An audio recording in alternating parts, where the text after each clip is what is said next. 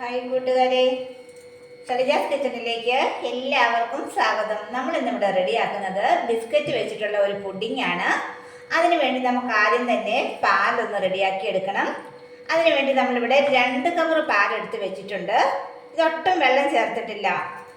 ഇനി നമ്മൾക്ക് ഈ സ്പൂണിന് 1.5 സ്പൂൺ കസ്റ്റാർഡ് പൗഡറാണ് എടുത്തിരിക്കുന്നത്. ഇനി ഈ പാലിൽ നിന്നും കുറച്ചെടുത്ത് നമുക്ക് ഇതൊന്ന് കലക്കി വെക്കണം.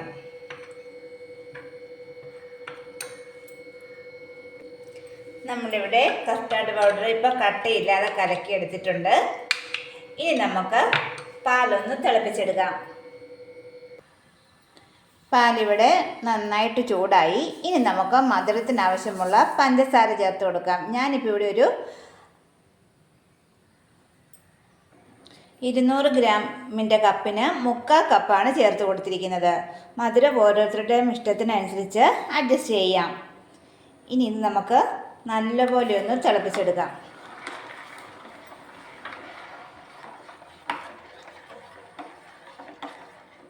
പാലിപ്പോൾ ഇവിടെ പതയാൻ തുടങ്ങിയിട്ടുണ്ട്. ഇനി നമുക്ക് തീ ഏറ്റവും ലോ ഫ്ലെയിമിലേക്ക് വെച്ച് കൊടുത്തതിന് ശേഷം റെഡിയാക്കി വെച്ചിരിക്കുന്ന കസ്റ്റാർഡിൻ്റെ മിക്സ് ഒന്ന് ചേർത്ത് കൊടുക്കാം.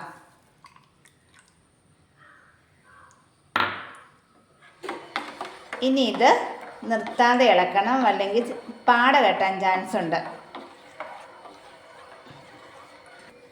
ഇപ്പം നമ്മുടെ പാല് ഈ ഒരു പരുവത്തിലെത്തിയിട്ടുണ്ട്, കുറുകി തുടങ്ങിയിട്ടുണ്ട്.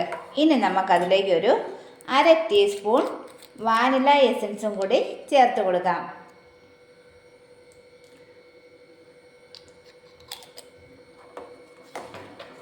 ഇനി വീണ്ടും നന്നായിട്ടൊന്ന് കുറുക്കിയെടുക്കാം.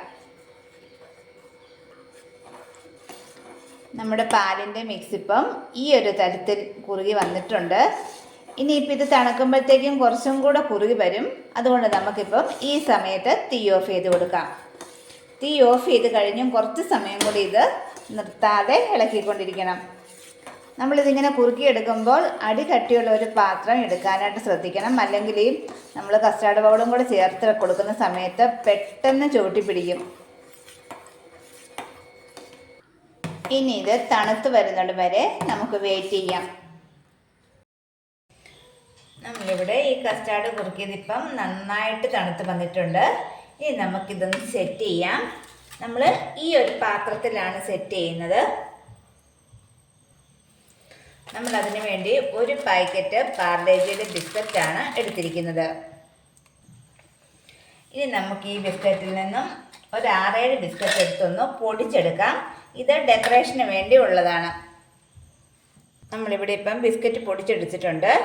ഇനി നമുക്ക് ഈ പുഡിംഗ് ഒന്ന് സെറ്റ് ചെയ്യാം. ആദ്യം ഒരു അടുക്ക് ബിസ്ക്കറ്റ് ഇങ്ങനെ നിരത്തി കൊടുക്കാം. ഇതിൻ്റെ ഇടയ്ക്ക് വരുന്ന ഗ്യാപ്പിൽ നമുക്കിങ്ങനെ ചെറിയ പീസുകൾ വെച്ച് കൊടുക്കാം.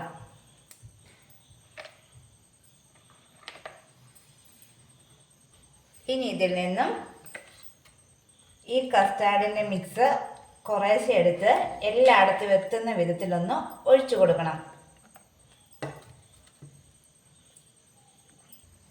ഇനി വീണ്ടും നമുക്ക് ഇതിൻ്റെ മുകളിലേക്ക് നിരത്തി കൊടുക്കാം ബിസ്ക്കറ്റ്. ഇനി ഇങ്ങനെ ഒന്ന് ഇടവിട്ട് ബിസ്ക്കറ്റും ഈ കസ്റ്റാർഡിൻ്റെ മിക്സും ഒഴിച്ചു കൊടുക്കണം.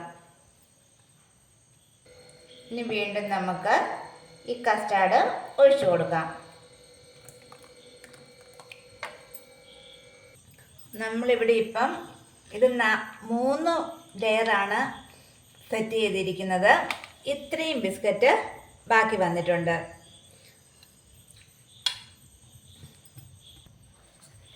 നമുക്കിനി ഈ പൊടിച്ച് വച്ചിരിക്കുന്ന ബിസ്ക്കറ്റ് ഇതിന് സൈഡിൽ കൂടെ ഒന്ന് തൂളിക്കൊടുക്കാം.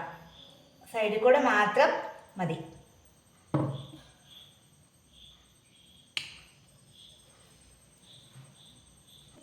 നമ്മൾ ബിസ്ക്കറ്റ് പൊടിച്ചത് സൈഡിലൂടെ ഒന്ന് ആക്കി കൊടുത്തിട്ടുണ്ട്. ഇനി അതിലേക്ക് നമ്മൾ ചേർത്ത് കൊടുക്കുന്നത് ഒരു 5-6 ചെറി കട്ട് ചെയ്ത് എടുത്ത് വെച്ചതാണ്. അത് ഈ സെൻറ്റർ ഭാഗത്തായിട്ടൊന്ന് തൂളിക്കൊടുക്കാം.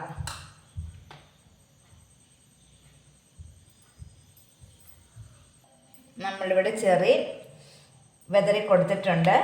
ഇനി ഈ പാത്രം അടച്ചതിന് ശേഷം നമുക്കിതൊരു 4-5 മണിക്കൂർ ഫ്രിഡ്ജിൽ വെച്ച് നന്നായിട്ടൊന്ന് തണുപ്പിച്ചെടുക്കണം.